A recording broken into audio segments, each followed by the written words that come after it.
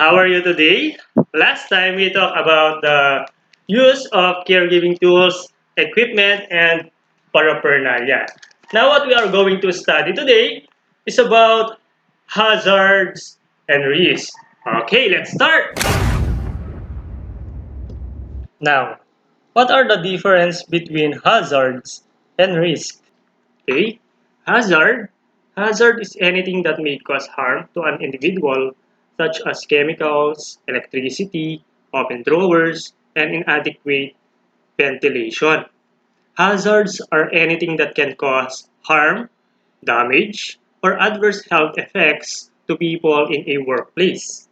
It is the source or situation with the potential for harm in terms of human injury or ill health, damage to the property, damage to the environment, or a combination of these.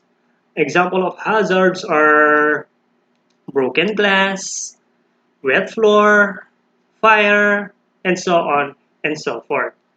Now, while risk, it is the possibility that somebody could be harmed by these and other hazards and the indication of how serious the harm can be.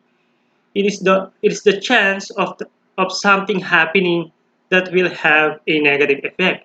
It is the chance or the possibility or it is the probability or chance that someone may suffer an injury or illness due to an existing hazard. Let's say, for example, a wet floor is a hazard, and the risk is the probability or chance that someone might be harmed by slipping or falling. Yung hazard dito, yung basang floor, yung basang sahig. Yung risk doon, yung tsansa or yung chance ng isang tao na kapag dumaan siya dun sa wet floor na yon, maaari siyang madulas, matalisod, tumumba. Meron tendency na mabalian siya ng buto. Okay? Next. Occupational health and safety. It is the campaign and maintenance of the well-being of workers in every occupation. It talks about providing a safe working environment to achieve an injury-free workplace and a healthy atmosphere that protects every worker against illness. Ito yung sinisigurado mo yung isang bagay o isang sitwasyon na hindi siya magkakaroon ng hindi maganda sa isang tao. Kumbaga, inaalis mo, piniprevent mo yung bagay o sitwasyon na yon na maaaring magkaroon ng hindi maganda sa isang tao. Sino makikinabang doon? The co-workers, family members, the clients, and other members of the family or other members of the community. Okay? We have types of hazards. The first one is the physical hazards are the most normal occurrences in workplaces. They are usually easy to detect, however, very often are neglected because people are too accustomed to them. Physical hazard include exposure to slips, trips, falls, electricity, noise, vibration, radiation, heat, cold, and fire. Okay? Pag sinabing physical, yung physical na pangangatawan natin, yung maaapektuhan dyan. Anong example niyan? Yung example natin kanina is considered as a physical hazard kasi may tendency na mabalian ka ng buto doon. Okay? Another. Examples of physical hazards that a caregiver may be exposed to slips. Pwede siyang madulas, trips, matalisod, and falls. Pwede siyang matumba kapag dumaan siya dun sa madulas na floor or sa madulas na sahig. Slippery and cluttered floors and working surfaces or surface. Fires. Some of the effects of physical hazards, ito yung mga pwedeng mangyari sa kanya. Bodily injury, broken bones, permanent disability, pwede siyang mabalian ng buto. Okay, pwede siyang ma-fracture. And then burns, pwede kang mapaso. Okay, next. electrical hazards.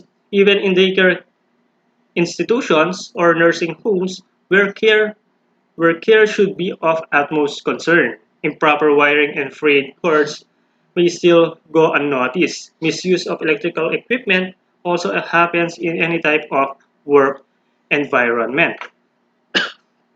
Electrical hazard can be defined as a dangerous condition if the person could make an electrical contact with energized equipment. Pwede siya mapahamak. Let's say for example, basa yung kamay ng isang tao, tapos isinaksak niya yun sa outlet. Pwede siyang mag-ground. Pwede siyang makuryente. Let's say another example, yung wire na sira, kapag hinawakan niya yon, pwede siyang mag-ground. Pwede siyang makuryente. Okay, that is electrical hazard. It involves electricity. Okay, next. Biological hazards come from working with animals, people, or infectious materials. This is therefore one of the most common hazards that a caregiver faces. If one is working in a daycare, hospital, hotel laundry, nursing home, laboratories, he or she may be exposed to biological hazards. A biological substance that poses um, a threat to the health of the living organisms, particularly humans. This include a sample of microorganism, virus, and toxin that can adversely affect the human health or adversely affect human health. Okay, let's say for example, yung virus, kapag dumapo sa atin yan, pwede tayong pwede tayong maapektuhan. Hindi lang yung physical natin, kundi yung kalusugan din natin. Maaari maapektuhan dyan. That is biological hazard. Okay, next. Some of the effects of biological hazards, infections. Okay, yung virus, yung bacteria. Kapag dumapo sa atin yon, pwede tayo magkaroon ng infection, skin irritations, allergy, tuberculosis, and so on and so forth. Okay, next. Ergonomic hazards occur when a caregiver's nature of work, body position, and working conditions put pressure on his or her body. It is difficult to spot this type of hazard because caregivers do not immediately notice the effect to their bodies. At first, sore muscles may be experienced. But long-term exposure to this type of hazard can cause musculoskeletal problems. Ito yung bagay, ito yung hazard na kung saan kapag mali yung pagkakagawa natin or kung paulit-ulit natin siyang ginagawa nang hindi naman tama, ang affected dyan yung mga muscles natin. Okay, sumasakit yung shoulder natin, yung muscle natin, yung likod natin, and so on and so forth. Example of ergonomic hazards that a caregiver may be exposed, performing tasks that require lifting heavy loads. Okay, kapag binuhat mo kasi yung bagay na sobrang bigat na hindi mo naman kaya, pwede kang magkaroon ng hindi maganda sa sa katawan mo, sa mga muscles mo. Too much bending and reaching. Like for example, yung isang bagay, naabot mo siya, hindi mo naman maabot, pero pinersa mo, pwedeng ma-stretch yung mga muscles mo doon. Pwedeng sumagit yon, mga muscles mo. Standing for long periods of time. Siyempre, kapag matagal tayong nakatayo, nangangawit din yung ating mga paa, yung mga muscles natin sa paa. Holding body parts for a longer period of time. Okay? Awkward movements, especially if they are repetitive, repeating the same movements over and over. Example nito, kapag halimbawa kapag sumasayaw tayo, mali yung ginagawa natin, mali yung pagkakagawa natin, lalo na kapag paulit-ulit siya, magkakaroon ng hindi maganda sa ating katawan yon. Okay, sasakit yung katawan natin, sasakit yung mga muscles natin sa katawan. Okay, some of the effects of ergonomic hazards, pain in the shoulders, sumasakit yung mga balikat natin, back injury, sumasakit yung likod natin, no? Too much impact on wrist and hands. Syempre, yung mga kamay din natin. Numbness in some parts of the body. Nangangalay, namamanhid, mga ganong bagay. Muscle cramps. Okay. Next. Chemical hazards are present when a worker is exposed to any chemical preparation in the workplace in any form, solid, liquid, or gas. There may be chemicals which are safe, but some caregivers who are sensitive to solution may cause skin irritation, illness, or breathing problems. Chemical hazards um, are any type of hazards that can cause exposure to the chemicals in the workplace. Let's say, for example, examples of chemical hazards that a caregiver may be exposed: liquids like cleaning products and disinfecting solutions. Yung mga products na kasi ng mga yan, may mga mababaho or sobrang tapang kapag naamoy natin yan, kapag nalanghap natin yan, maaari siya magkaroon ng hindi maganda sa ating kalusugan. Effects of chemical hazards: lung disease sa ating baga, difficulty in breathing, pwede mahirapan tayo sa paghinga, or allergy. Okay, next. Psychological hazards take place when a caregiver's work environment becomes stressful or demanding. Anong example nito? Okay.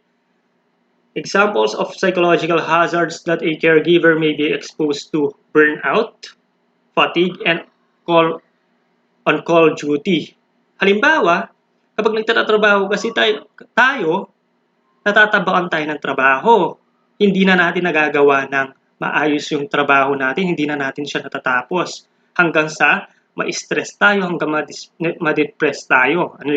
Unreasonable expectations from patients or clients. Tapos sasabay pa yung mga reklamo ng mga clients mo, ng mga boss mo, or yung mga taong na nakapaligid sa'yo, lalo ka mai-stress. That is psychological hazard. It involves what? Our mental well-being, our mental health, verbal abuse for dissatisfied clients. Tapos sasabihan ka pa ng hindi magagandang salita. Lalo ka mai-stress, dadamdamin mo yon. Unreasonable expectations from supervisors and management. Lalo na yung mga manager natin, supervisor natin, sasabihin tayo ng hindi maganda, hindi maayos yung pagtatrabaho natin. Okay, lalo tayo mai-stress, lalo tayo madidepress. Anong epekto niyan? Madidepress tayo. Okay? Ano-ano na yung mga iniisip natin, nagkakaroon tayo ng anxiety. Tapos, loss of confidence. Nawawala na yung kumpiyansa natin sa sarili natin. Loss of concentration at work. Nawawala na yung concentration natin sa pagtatrabaho natin, hindi na natin siya nagagawa ng tama. Okay, deterioration of performance at work. Nasisira na yung pagtatrabaho natin, hanggang masira na yung buong araw natin, wala na tayong matatapos na trabaho. That is psychological hazard. Ang involved dyan, yung utak natin, yung pag-iisip natin. Okay? Recognizing hazards and risks in the workplace. The following are some ways for a caregiver to determine health and safety problems. Para maiwasan yung mga bagay na yon, ito yung kinakailangan natin gawin. A caregiver should observe the workplace. Bakit natin siya kailangan i-observe? Nang sa ganon, malaman natin kung ano ba yung tamang gagawin natin sa lugar na yon. Kung may maaari ba tayong i-eliminate na hazard or risk na kinakailangan alisin. Okay? A caregiver may examine complaints from his or her co-workers. Bakit natin kailangan ayusin yon? Siyempre, nang sa ganon, walang magka-problema. Hindi magkakaroon ng away. Hindi problema yon. Hindi magkakaroon ng problema pagdating sa trabaho. Wala kang iniisip na problema. If caregiver should check accident records. Bakit? Kailangan yon. Nang sa ganon, ma-eliminate natin, ma-reduce natin kung ano man yung mga problema na dapat nating or mga bagay na hindi natin inaasahan na mangyayari. Okay? A caregiver should examine chart on results of inspections done by the employers or private organizations. Katulad ng sinabi ko kanina, para malaman natin kung ano ba yung nangyayari kung ano ba yung nangyayari sa paligid natin.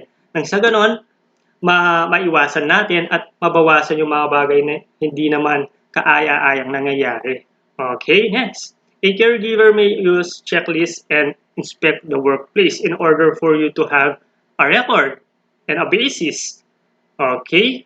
Paulit-ulit lang. Nang sa ganun, mabawasan, maalis natin yung mga bagay na hindi na pwedeng mangyari sa atin na hindi kaaya-aya. A caregiver may study reports or any other vital information about the nursing home. Bakit kailangan may report?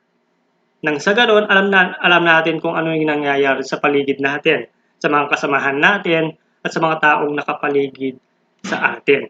Kung maganda ba o hindi. Kung mayroong mang hindi, pwede natin siyang gumawa tayo ng solusyon para maiwasan yun. Okay? Okay, thank you for listening, guys, and I hope you learned something from our lesson.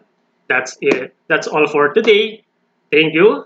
See you next meeting.